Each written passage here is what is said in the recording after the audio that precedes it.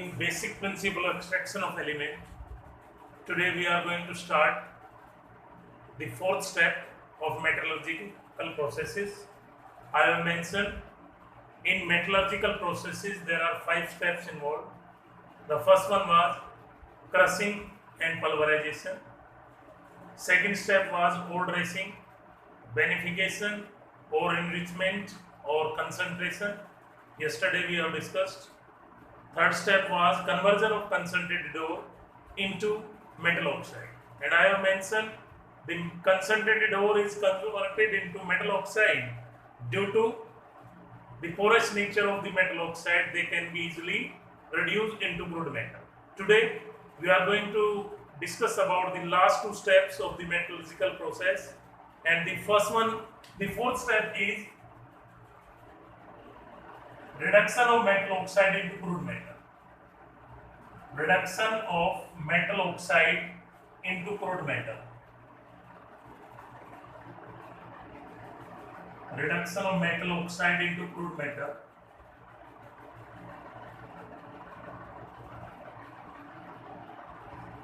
And the reduction will depend on position of the element in reactivity series generally. And I have mentioned the reactivity series can be remembered by a simple blue PSC magenta. PSC magenta had could make golden plate. PSC magenta had could make golden plate. The reactivity decreases down the group from potassium, then sodium, then calcium, then magnesium, then aluminum, then zinc, iron, nickel, tin, lead, hydrogen, copper, silver, mercury, gold, platinum. From here, we come to know the element lying above hydrogen are more reactive than hydrogen, and below that they are less reactive. So, the reduction of metal oxide into crude metal will depend on the reactivity of the metal, and it can be done by 3 ways. And the first one is reduction by simple heating. Reduction by simple heating. Reduction by simple heating.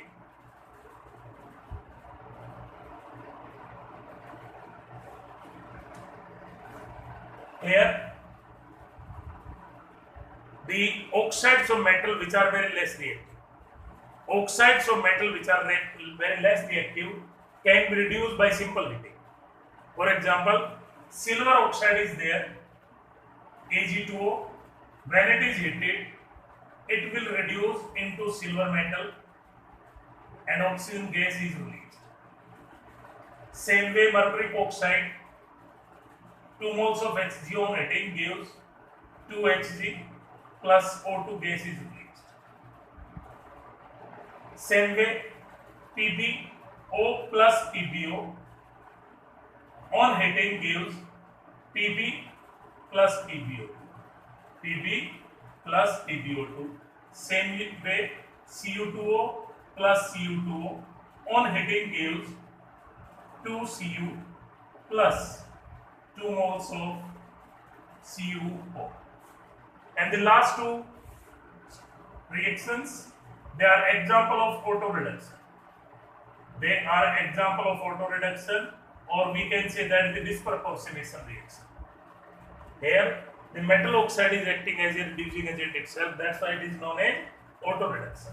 So keep it in mind, the oxides of metal which are very less reactive or which lies at bottom in this reactivity series can be reduced by simple heating. Next method can be reduction by heating with a reducing agent. Reduction by heating with a reducing agent. The metals which are lying in the middle of this series, reactivity series, they can be reduced by heating with certain reducing agent. For example, if carbon is used as a reducing agent, if carbon or coke is used as a reducing agent, then the process is known as smelting. If carbon is used as a reducing agent, then the process is known as smelting. Now question may be there, what is smelting? Smelting means the reduction of a metal oxide by use of carbon as a reducing agent is known as smelting. And generally the smelting is done in a blast furnace. Smelting is done in a blast furnace. We will discuss the reactions of blast furnace. Next, if aluminium is used as reducing agent, aluminium is used as reducing agent, aluminium is used as reducing agent, then this method is known as Goldsmith aluminothermite process. Goldsmith aluminothermite process. Aluminothermite process. And generally this process is highly exothermic, hence it is used for welding of railway tracks. Hence it is used for welding of railway tracks. One more example is there. Oxides like B2O3 can be reduced by using hydrogen as a reducing agent. Can be reduced by using hydrogen as a reducing agent. Once in competitive exam there was a question, if hydrogen is used as a reducing agent for titanium tetrachloride, then this process is known as, then our answer will be, this process is known as Coles process. This process is known as Coles process. So the oxides of metal which lies in the middle of that series can be reduced by heating with reducing agent, but the spontaneity of this process can be explained by use of Illingham diagram. Very important question. What is Illingham diagram and what are its applications? What is Illingham diagram? What is Illingham diagram and its application? Very important question for your board exam as well as competitive exam. As we know, according to Gibbs-Elmore equation, we know delta G naught is equal to delta H naught minus T delta S naught. Last year in thermodynamics, we have studied delta G naught is equal to delta H naught minus T delta S naught, where delta G naught is the standard Gibbs free energy change, delta H naught is the standard enthalpy change, T is the temperature, and delta S is the entropy change. So, for a spontaneous process, delta G should be negative. Hence, Illingham diagram is the plot of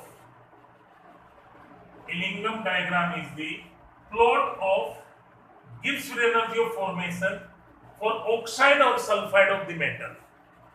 Gibbs free energy of formation of oxides and sulfides of the metal versus temperature, that is known as Illingham diagram. Plot of Gibbs free energy versus temperature for oxide and sulfide of the metals, that is known as Illingham diagram. And its application are, first one is, it can be used to explain the reducing power of a reducing agent. It can be explained to express the reducing power and oxidizing, reducing power of reducing agent. So for it, keep it in mind, more negative will be the Gibbs free energy of formation. More negative will be the Gibbs free energy of formation. Stronger will be the reducing agent. Stronger will be the reducing agent. And second application is spontaneity of a redox reaction. If delta G is negative, then reduction process will be spontaneous.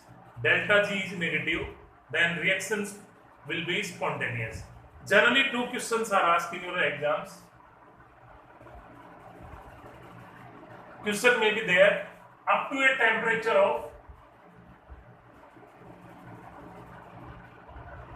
to a temperature of 930 Kelvin out of coke and carbon monoxide, which is a better reducing agent. Which is a better reducing agent. Which is a better reducing agent.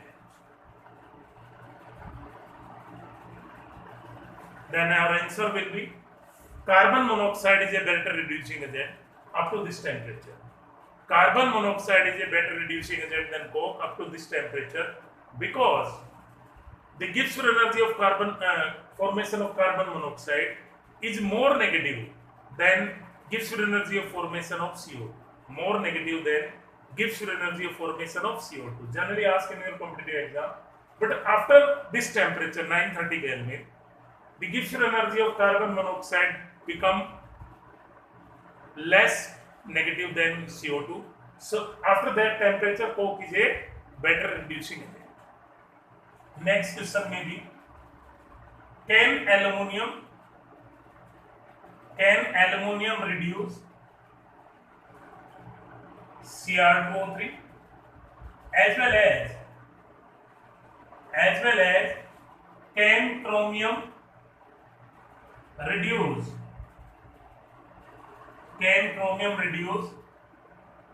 Al2O3? Explain your answer. Then our answer will be yes. Both are possible, but up to temperature of 1620 Kelvin, up to a temperature of 1620 Kelvin, aluminium can reduce Cr2O3, but after this temperature, chromium can reduce Al2O3. Both these questions have been asked in your competitive exam as well as in your board exam. Now, we have to discuss about the smelting process. I have mentioned in smelting process, coke or carbon monoxide is used as reducing agent, and generally it will take place in a blast furnace. Example of it is zinc oxide can react with coke on heating to produce zinc metal plus carbon monoxide. Second one is very important one, Fe2O3 can react with coke in a blast furnace to give iron plus PCO. But in competitive exam as well as board exam, now question might be there, what are the reactions in a blast furnace during smelting of iron oxide? What are the reactions in a blast furnace during smelting of iron oxide? Very important topic, generally asked in your competitive exam as well as board exam. So be attentive. Actually, in this blast furnace, the total reactions are divided in 5 zones. The total reaction of blast furnace during smelting of iron oxide are divided in 5 zones depending on temperature. And the first zone, that is known as zone of combustion. Zone of combustion. The first zone in blast furnace during smelting of iron oxide is zone of combustion. Here temperature will be 1875 to 2100 Kelvin. Temperature can be from 1875 to 2100 Kelvin. And here coke will react with hot air. Coke will react with hot air to produce carbon dioxide gas, and reaction is exothermic. Coke is reacted with carbon dioxide in hot air to produce CO2 gas, and this zone lies near the bottom of furnace. This zone lies near the bottom of furnace. Second is known as zone of heat absorption. zone of heat absorption. Zone of heat absorption. Here temperature might be 1675 Kelvin, and it lies above the zone of combustion. In this zone, carbon dioxide react with coke. Carbon dioxide react with coke to produce carbon monoxide. Carbon dioxide react with coke to produce carbon monoxide, and this reaction is endothermic. This reaction is endothermic, so the temperature decreases. Third one is zone of slag formation. Zone of slag formation. Zone of slag formation. Here temperature can be 1100 Kelvin, and it lies in middle of the furnace. It lies in the middle of furnace, and in this zone, the flux used is CaCO3, react with non-fusionable impurity SiO2, reacts with non-fusionable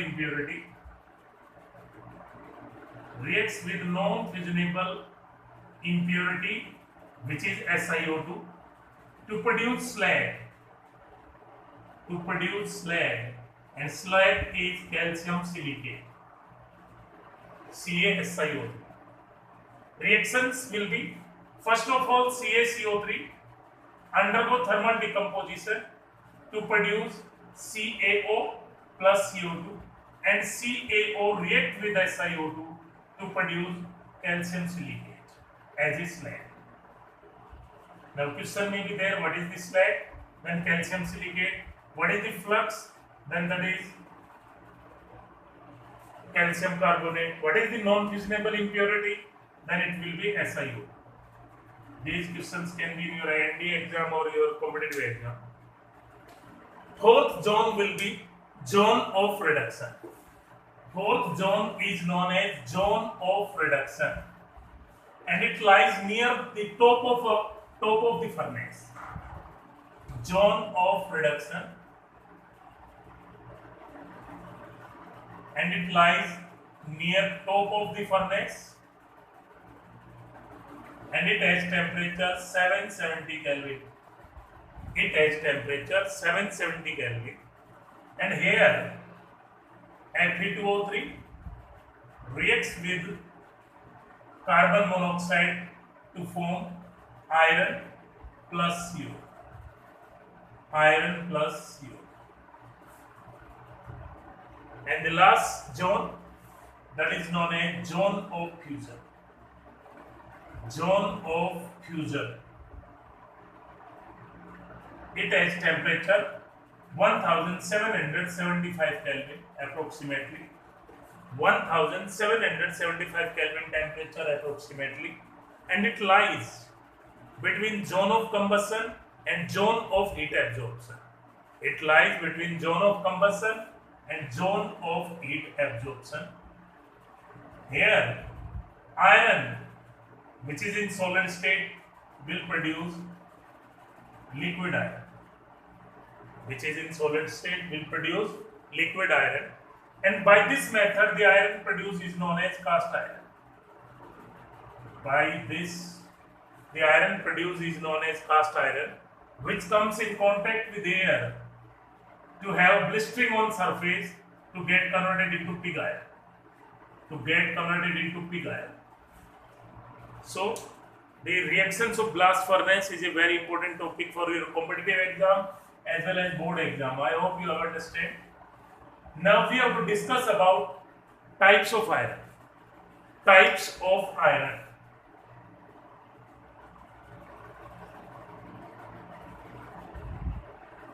Iron can be of four types. The first one is wrought iron.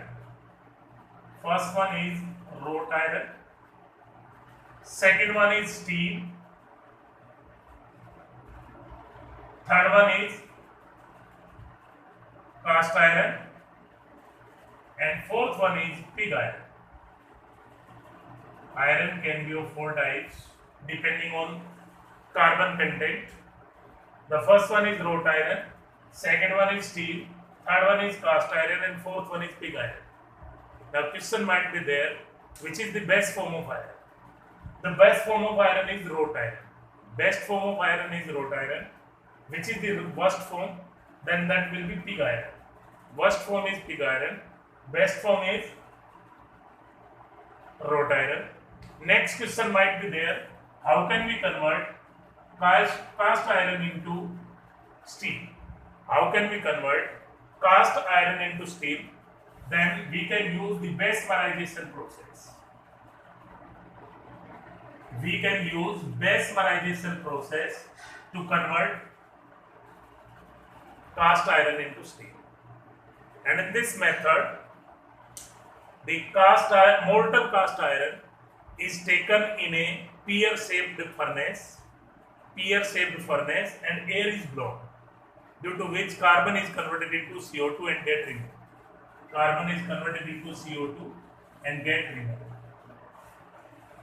Three more terms are related with the steel manufacturation, and those three terms are: the first one is annealing.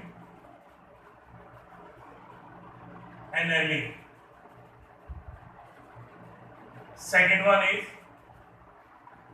quenching,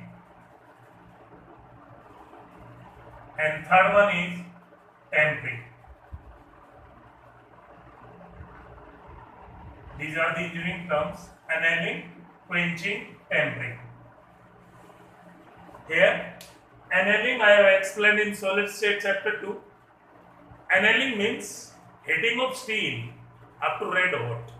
Heating of steel up to red hot and then slow cooling. Heating of steel up to red hot and then slow cooling, that is known as annealing. And due to it, the steel become hard and elastic in nature. Next one is quenching. Quenching means heating of steel up to red hot,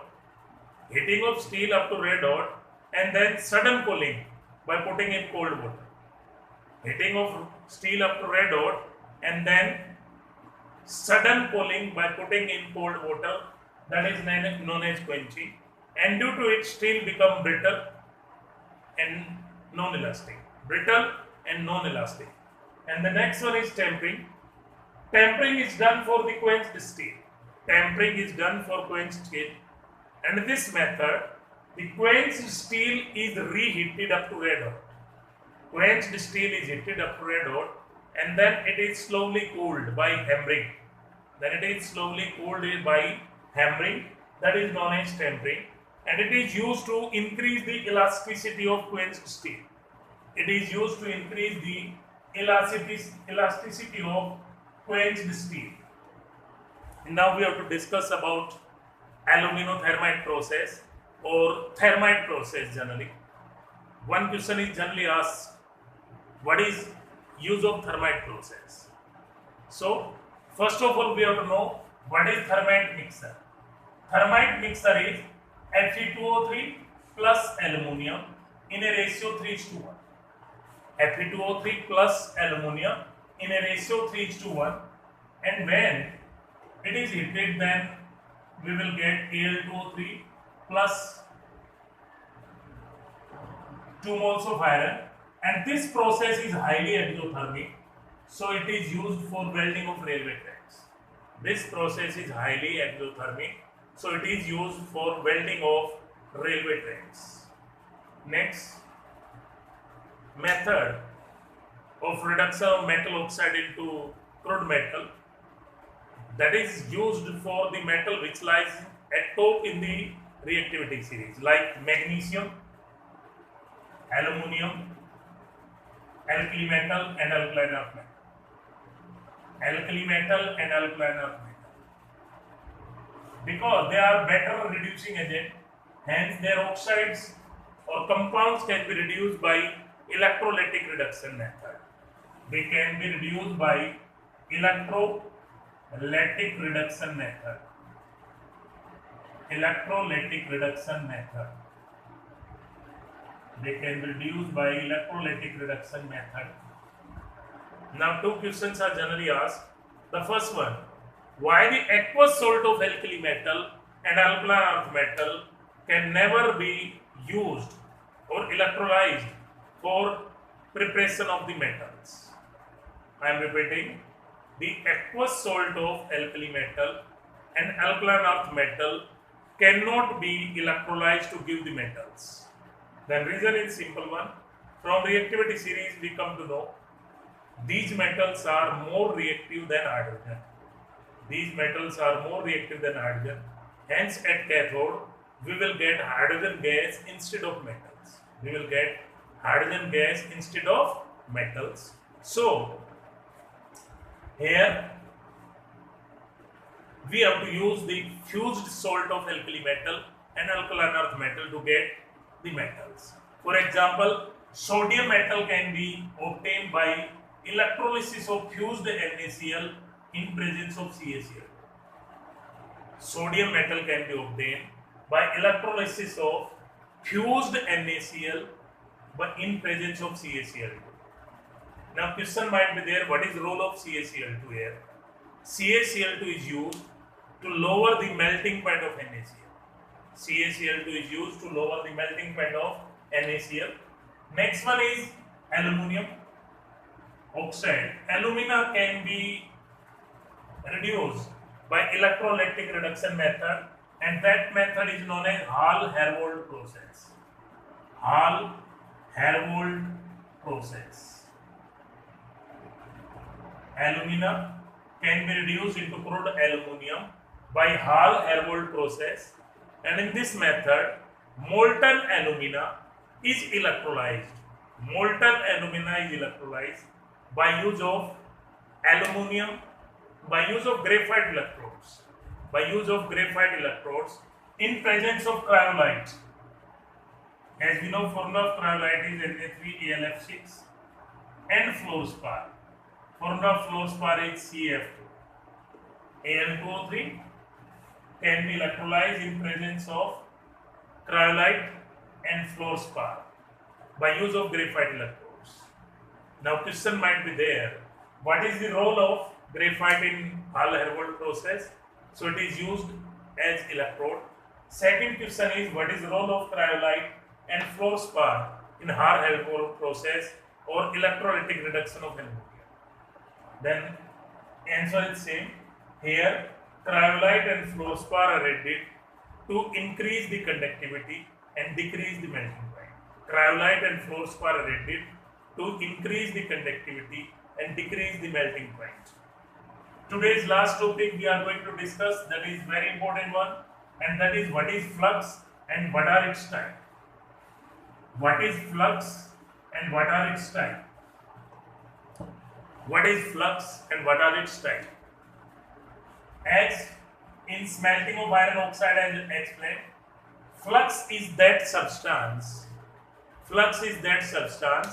which is used to remove the non-fusionable impurities.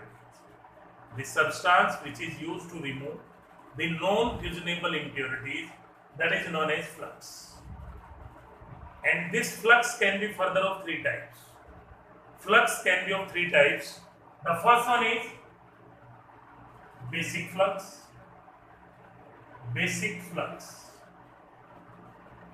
Second one is acidic flux. Third one is neutral flux. So, as from the name we are getting an impression, basic flux means the substance which is basic in nature and used to remove the acidic non-fusionable impurities. Basic flux means the substance which is basic in nature and used to remove the acidic non-fusionable impurities is known as basic flux. Example of it is CaCO3 and CaCO. Next one is acidic flux. The substance which are acidic in nature and used to remove the basic impurities. the basic impurities are known as acidic flux, and example of it is SiO2. Example of it is SiO2. And the last one is neutral flux, the substance which are used to lower the melting point. They are known as neutral flux.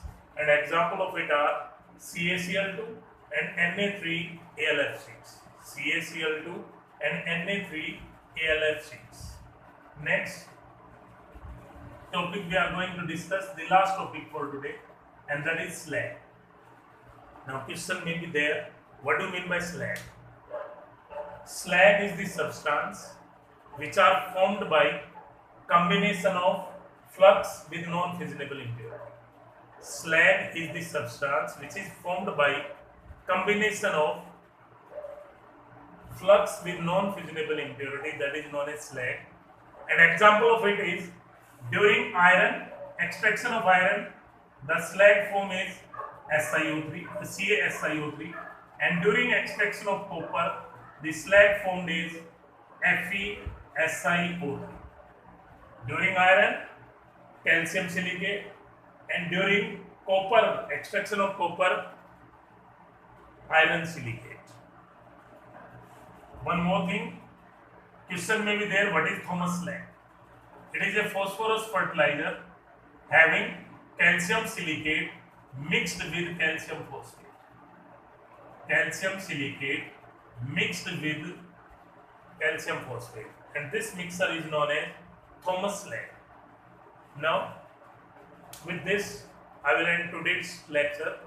Tomorrow, we will finish this chapter with the process of refining and alloys and their types. Till then, stay studied, stay safe. Thank you.